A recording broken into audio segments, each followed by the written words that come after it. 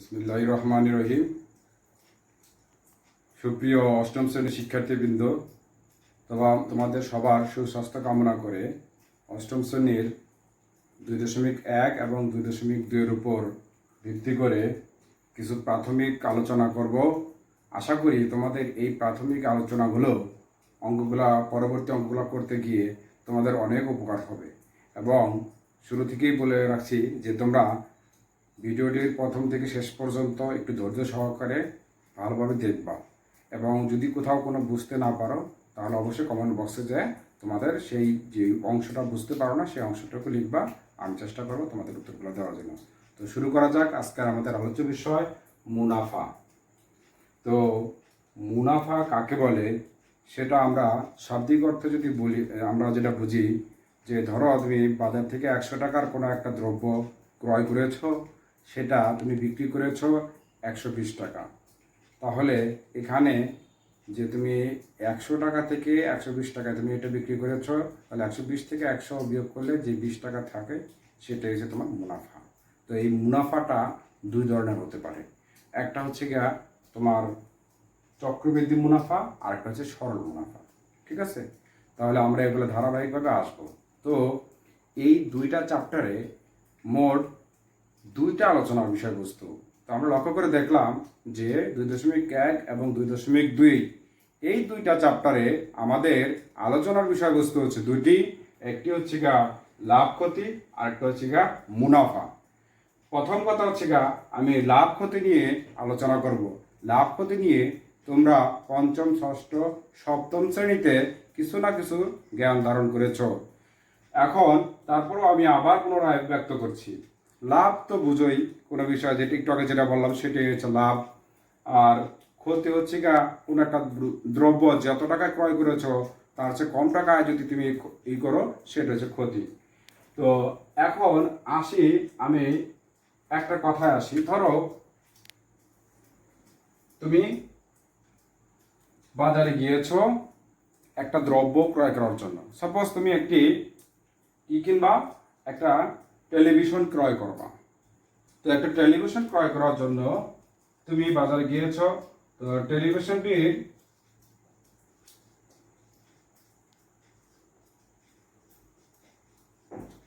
টেলিভিশনটির ক্রয় মূল্য ধরো আছে কত টাকা? 10,000 টাকা। তুমি বাজারে গিয়ে দেখলা টেলিভিশনটির ক্রয় মূল্য কত? 10,000 টাকা। তো তুমি যখন বাজারে গিয়েছো তখন অবশ্যই তোমার কিছু যাতায়াত খরচ গেছে। ধরো যাতায়াত খরচের বাবদ আমি ভাবলাম এখানে 200 টাকা, এবং অন্যান্য খরচ মানে তোমার দোকান ভাড়া বা শ্রমিক খরচ এগুলো নিয়ে আরো হলো 300 টাকা। তাহলে এখন মোট কত টাকা খরচ গেল? 10,000 আর 200 এত টাকা। তাহলে মোট খরচ গেল কত? 10,500 টাকা। তাহলে আমি এখন তাহলে এটা হচ্ছে কি মোট খরচ। তুমি যে দোকানে গিয়েছো, সেই দোকানের টেলিভিশনটির ক্রয় মূল্য ছিল 10,000 টাকা। যাতায়াতের জন্য মানে তুমি একবার গিয়েছো আবার রিটার্ন করেছো, এর জন্য 200 টাকা। আর আনুষঙ্গিক কিছু খরচ গেছে এই টেলিভিশনটি ক্রয় করার ক্ষেত্রে 300 টাকা। সর্বমোট টেলিভিশনটি এখন তাহলে দাম পড়ে গেছে কত? এই 10,500 টাকা। তো এখন এই যে 10,500 টাকা, এটাকেই বলা হয় প্রকৃত খরচ বা বিনিয়োগ। ঠিক আছে, এখন তুমি এই যে তুমি এইটা টেলিভিশনটা তুমি এখন কি করছো? বাজারে বিক্রি করেছো। তুমি কত টাকা বিক্রি করেছো? কত টাকা বিক্রি করেছো? তুমি সাপোজ কত? 11,000 টাকা। তাহলে তুমি এবার চিন্তা করো তো, তাহলে এটা ছিল মোট খরচ। মোট খরচ যে কথা, অথবা আমি এটাকে বলতে পারি যে ক্রয় মূল্য, নাকি? এখন তো এটা ক্রয় মূল্য তুমি বলতে পারি। তো আর এটা হচ্ছে এটা বিক্রি মূল্য। তাহলে এখন তাহলে থাকলো কত টাকা? যে মোট খরচ হচ্ছে 10,500 টাকা, তুমি বিক্রি মূল্য করছো কত? 11,000 টাকা। তাহলে এখানে যদি 11,000 থেকে 10,500 টাকা বিয়োগ করো তাহলে থাকে কত টাকা? 500 টাকা। এটা কি হয়েছে? তোমার লাভ। তাহলে লাভের সূত্রটা আমরা দেখলাম যে ক্রয় মূল্য থেকে যে সরি বিক্রয় মূল্য থেকে যদি আমি ক্রয় মূল্য বিক্রয় করি, সরি বিক্রয় মূল্য থেকে যদি ক্রয় মূল্য যদি আমি বিয়োগ করি, তাহলে আমি কি পাই? লাভ পাই। তাহলে লাভের সূত্রটা কিভাবে লেখা যায়? যে বিক্রয় মূল্য বিয়োগ ক্রয় মূল্য। এখন আমরা নিশ্চয়ই প্রকৃত খরচটা আমরা বুঝলাম, এবার বুঝলাম কি লাভ জিনিসটা বুঝলাম, এবার আসে ক্ষতি। এখন কোনো কারণে তুমি করেছো কি, এখন এই টেলিভিশনটা ক্রয় করার পরে এখন এই টেলিভিশনের বাজারে তেমন এটার নাই, মনে করো এটা ওল্ড মডেলের একটা টেলিভিশন হয়ে গেছে। তো সাপোজ তুমি এখন এটাকে তো আর দোকানে রাখবা না, এটাকে বিক্রি করবা। তো তখন তুমি এটা কি করছো? তখন এটাকে বিক্রি করেছো, বিক্রি খরচ কত টাকা করেছো? ধরো 9,000 টাকা বিক্রি করেছো। তো 9,000 টাকা বিক্রি করলে তুমি চিন্তা করো 10,500 টাকা তার ছিল মোট খরচ বা ক্রয় মূল্য, তুমি বিক্রি করেছো কত টাকা? 9,000 টাকা। তাহলে তোমার এখন এখানে থাকে কত? এই শূন্য, এই শূন্য, আর এখানে 5, আর এখানে কত? 9 এসে 10 হবে কত হলো? 1,500 টাকা। তো এটা হচ্ছে গা এখন এটা, তাহলে এখন এটা কি হয়েছে? ক্ষতি। কারণ তুমি 10,500 টাকা দিয়ে ক্রয় করে তুমি 9,000 টাকায় যেহেতু বিক্রি করেছো, তাহলে অবশ্যই ক্ষতি হয়েছে। তাহলে ক্ষতিটা তুমি কিভাবে পেলা? তাহলে ক্রয় মূল্য থেকে এই বিক্রয় মূল্যটা বিয়োগ করলে তুমি ক্ষতি সূত্র, তাহলে ক্ষতি সূত্রটা লিখে ফেলো। তাহলে কি হয়? যে ক্রয় মূল্য বিয়োগ বিক্রয় মূল্য, এটা হচ্ছে আমার ক্ষতির সূত্র। তাহলে আমাদের ক্ষতির বিষয়টা বুঝতে পারলাম। এবার আসি আসল বা মূলধন, যাকে বলা হয় প্রিন্সিপাল। ঠিক আছে, কেউ আসল বলে, কেউ মূলধন বলে, তাকে প্রকাশ করা হয় পি দ্বারা। এখন আসল বা মূলধন বলতে কি বুঝো? তাহলে এখন তুমি চিন্তা করো, এখান থেকে যদি আমি হিসাব করি, তাহলে আমি যে এখন যে মানে বর্তমানে যে টিভির যে মূল্যটা, এইটাকেই আমি এখন আমি কি বলতে পারি? এইটি যে এই টাকাটা, এই ক্রয় মূল্যটাকে যে এটা করছি, এটি কিন্তু আমার কিন্তু কি মূল, এটাই হচ্ছে আমার আসল বা আমার মূলধন। এই আমার টোটাল এইটাই। তাহলে এটাকে বলা হয় কি আসল বা মূলধন। আমরা বুঝলাম যে এটা যে মানে যেই টাকা দিয়ে আমরা ব্যবসা শুরু করব প্রাথমিক পর্যায়ে, সেটাকেই বলা হয় আসল বা মূলধন। এবার আসি মুনাফার হার কি। মুনাফার হার বলতে বুঝি 100 টাকার 1 বছরের মুনাফাকে কি বলা হয়? মুনাফার হার। 100 টাকার 1 বছরের মুনাফার, 100 টাকার 1 বছরের মুনাফাকে বলা হয় মুনাফার হার। তো এটা আমরা বুঝলাম মুনাফার হার বলতে কি বুঝো, যাকে বলা রেট অফ ইন্টারেস্ট। এরপরে আসি সময়কাল।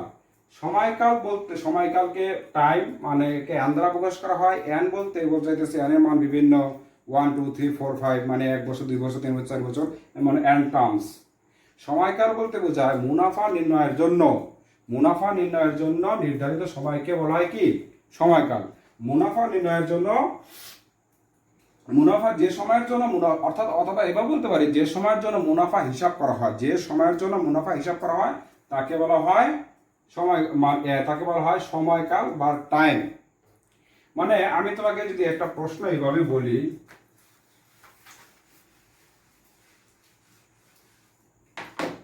যে রফিক সাহেব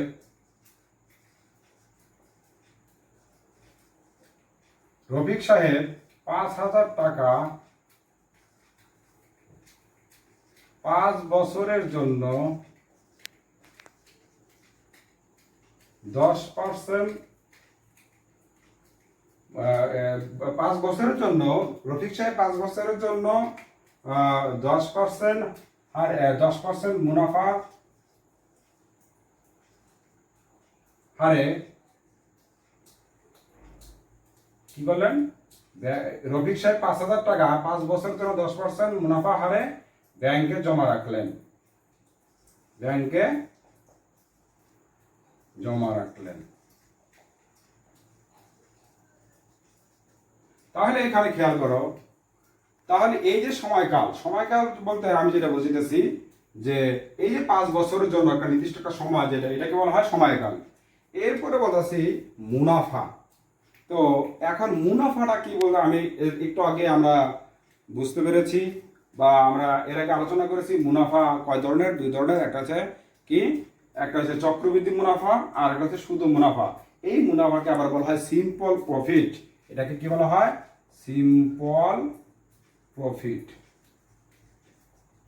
সিম্পল প্রফিট মানে মনে রাখো, যদি কোনো অঙ্কে শুধু মুনাফা লিখলে, যদি শুধু মুনাফা যদি লেখা থাকে, তাহলে বুঝতে হবে যে এটা বলতে বুঝাইছে যে সিম্পল প্রফিট। শুধু মুনাফার কথা বললে বলবা, এটা বুঝবা কি যে এটা সরল মুনাফা অথবা মুনাফাই। তাহলে মুনাফা বলতে আমরা যেটা বুঝি সেটা কি, ভালো করে বুঝে রেখো যে মুনাফা বলতে আমরা যেটা বুঝি, প্রতি বছর শুধু প্রাথমিক মূলধনের উপরে, প্রতি বছর শুধু প্রাথমিক মূলধনের উপর যে মুনাফা হিসাব করা হয়। মানে এই যে 5,000 টাকাটা আছে, এবং এই 5,000 টাকার উপরও, এই 5,000 টাকার উপরেই কিন্তু 10% হারে কিন্তু তুমি কি করতেছ, ওই ব্যাংকে এই টাকাটা জমা রাখা হচ্ছে। তার মানে আমি বলতে চাইতেছি যে মুনাফাটা কিরকম হচ্ছে, যে মুনাফাটা হচ্ছে এরকম, যেটা আমি এটা বললাম যে প্রাথমিক যে মূলধনের উপরে, একটা প্রাথমিক মূলধনের উপরে প্রতি বছর শুধু প্রাথমিক মূলধনের উপর যে মুনাফা হিসাব করা হয় প্রতি বছর, এই 5,000 টাকার উপরে যে মুনাফাটা হিসাব করা হয়, যত পার্সেন্ট মুনাফা হিসাব করা হয়, সেইটাই হচ্ছে কি আমার কি শুধু মুনাফা। এবার আসি স্ববৃদ্ধি মূলধন বা মুনাফা আসল। স্ববৃদ্ধি মূলধন কাকে বলে? মুনাফা বা মুনাফা আসল, অর্থাৎ কি আসল প্লাস মুনাফাকে যোগ করলে মুনাফা আসল পাওয়া যায়, যাকে বলা হয় স্ববৃদ্ধি মূলধন। স্ববৃদ্ধি মূলধনকে বলা হয় টোটাল অ্যামাউন্ট, সংক্ষেপে বলা হয় এ। তার সূত্র হচ্ছে আসল বলতে পি আর মুনাফা বলতে আই। এই পি বসাইলাম, আয়ের মান একটু আগে আমরা বসাইছি যে দেখো এখানে পি এন আর পরে পি কমন নিলাম, এইটাই হইলো আমার কি স্ববৃদ্ধি মূলধন বা মুনাফা আসলের সূত্র। এরপর আসি স্ববৃদ্ধি মূল। খুব খেয়াল করে শোনো তোমরা, এখানে আছে স্ববৃদ্ধি মূলধন, এখানে আছে স্ববৃদ্ধি মূল, দুইটা কথার মাঝে কিন্তু অনেক ডিফারেন্স। এটা তো বোঝায় স্ববৃদ্ধি মূলধন যে কথা, মুনাফা আসল এক কথা, আর এখানে বোঝায় স্ববৃদ্ধি মূল যে কথা, চক্রবৃদ্ধি মূলধন একই কথা।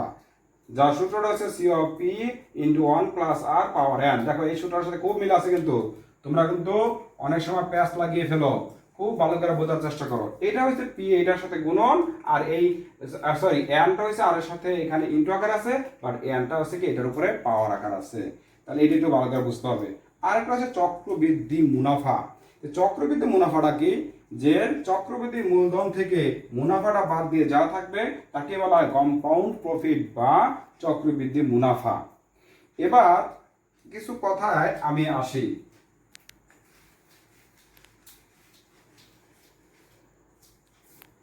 তো চক্রবৃদ্ধি মুনাফার ক্ষেত্রে যে এখন আমি আলোচনা করব একটু, আমরা তো এতক্ষণ সূত্রগুলো বিষয়ে আমরা আলোচনা করলাম কোনটা কিরকম কি। তো এখন স্পেশালি ভাবে চক্রবৃদ্ধি মূলধন আসলে জিনিসটা কি, হ্যাঁ এটা আসলে একটু আমাদের আলোচনার বিষয়। আসলে চক্রবৃদ্ধি মূলধনটা আসলে কি? চক্রবৃদ্ধি মানে কি, এইটার শাব্দিক অর্থ হচ্ছে চক্রাকারে কোনো কিছু বৃদ্ধি পাওয়া, আর মূলধন তো বুঝো যে এটা প্রিন্সিপাল, যে টাকাটা তোমার কাছে সর্বপ্রথম যেটা ছিল। ধরো ঘটনাটা এরকম যে কি পলাশ সাহেব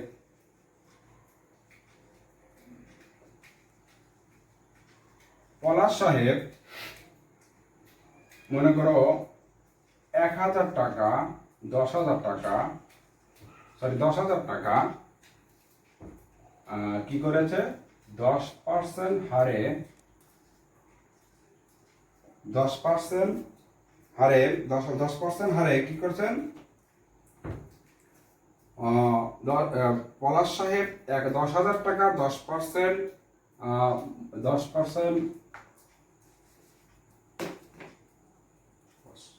পলাশ সাহেব, দুঃখিত এর আগের জিনিসটা পুরোপুরি লেখাটা ঠিক হয় নাই, আবার নতুন করে লিখলাম। জনাব পলাশ সাহেব 10,000 টাকা ব্যাংকে জমা রাখেন এবং ব্যাংক তাকে বার্ষিক 10% মুনাফা দেয়। ধরো এরকম কিছু একটা ঘটনা ঘটেছে।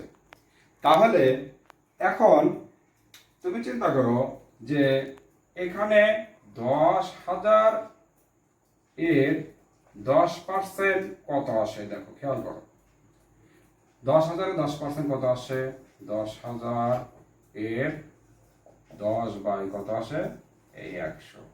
তাহলে এখানে দুইটা শূন্য যদি মনে করো নেই, মনে মনে নেই, তাহলে এই 100 আর এই 10, তাহলে কত আসলো এই দুইটা শূন্য আর এখানে 1,000 টাকা। তাহলে পলাশ সাহেব 10,000 টাকা ব্যাংকে জমা রাখেন এবং ব্যাংক থেকে যদি বার্ষিক 10% মুনাফা দেয়, তাহলে সে আসলে অ্যাকচুয়ালি মুনাফা কত পাচ্ছে 1,000 টাকা। কারণ এটা দিয়ে যদি আমি এটাকে কাটি তাহলে কত আসে 100 আসে। 100 দিয়ে যদি 10,000কে যদি আমি ভাঙ্গাই, একক দশক শতক 10,000কে যদি ভাঙ্গাই তাহলে কত 100 আসে। 110 গুণ করলাম 1,000 টাকা। এখন 1,000 টাকা কি বললাম সে মুনাফা পেল, কিন্তু এরপরে তাহলে তার মোট টাকা আসলে কত হলো, তাহলে ওখানে আসলে কত টাকা 10,000 যোগ 1,000, তাহলে কত হলো 11,000, 11,000 টাকা। এটা হচ্ছে কি প্রথম বছরের হিসাব, ধরো প্রথম বছরের হিসাব। এখন এই চক্রবৃদ্ধি মূলধন কি বলতে কি বুঝাইতেছি, এই যে 11,000 টাকা প্রথম বছরে তার হলো, তাহলে দ্বিতীয় বছরে আবার এই 11,000 টাকার উপরে 11,000 টাকা, এই 11,000 টাকা এর উপর ব্যাংক কি করবে, আবার সেই 10% কি করবে লাভ দেবে।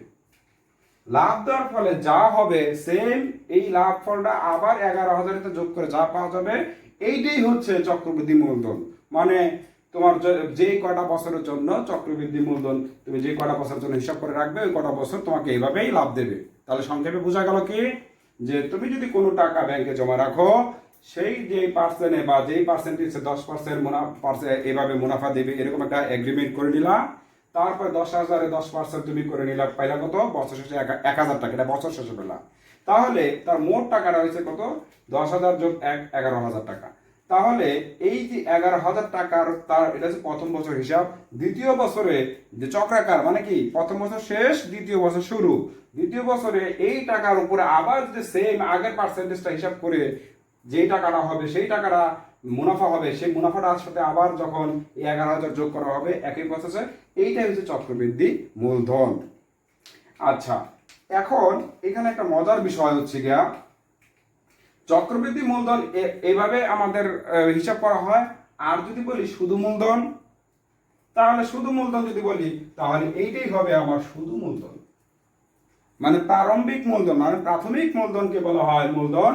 আর চক্রবৃদ্ধি মূলধন হচ্ছে গিয়া যদি কোনো একটা মানে পার্সেন্টেজ একটা হিসাব করে বছরের পর বছর এটাকে চক্রাকারে কত টাকা হয় সেই হিসাবটা হচ্ছে গিয়া চক্রবৃদ্ধি মূলধন। তাহলে মূলধন আর চক্রবৃদ্ধি মূলধন আমরা ক্লিয়ার। এবার আরেকটা বিষয় আমরা আলোচনা করব।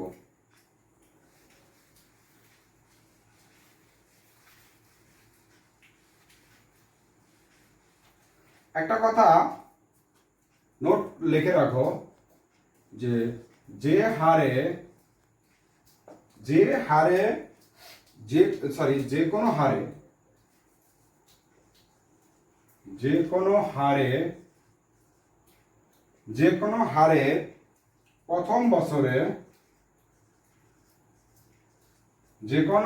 প্রথম বছরে সরল মুনাফা ও চক্রবৃদ্ধি মুনাফা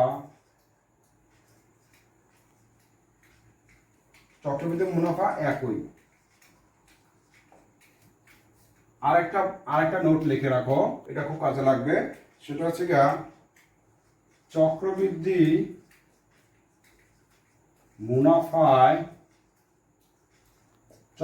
মুনাফায় যে কি এখান থেকে শুরু করি, বৃদ্ধিপ্রাপ্ত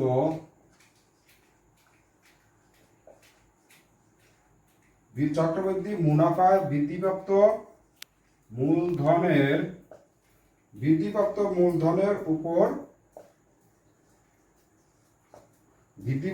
মূলধনের উপর লাভ বা প্রফিট হিসাব করা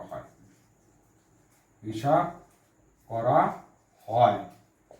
আর আরেকটা কথা নোট, এটা লিখে রাখো, কিন্তু সরল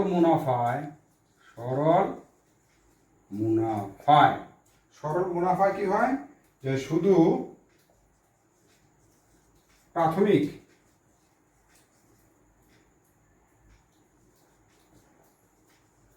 প্রাথমিক মূলধনের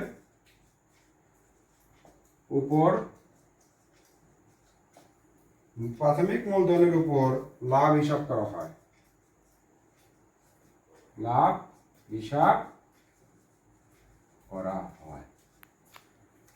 এগুলা নোট, তোমরা এই কয়েকটা কথা ভালো করে মনে রাখবা।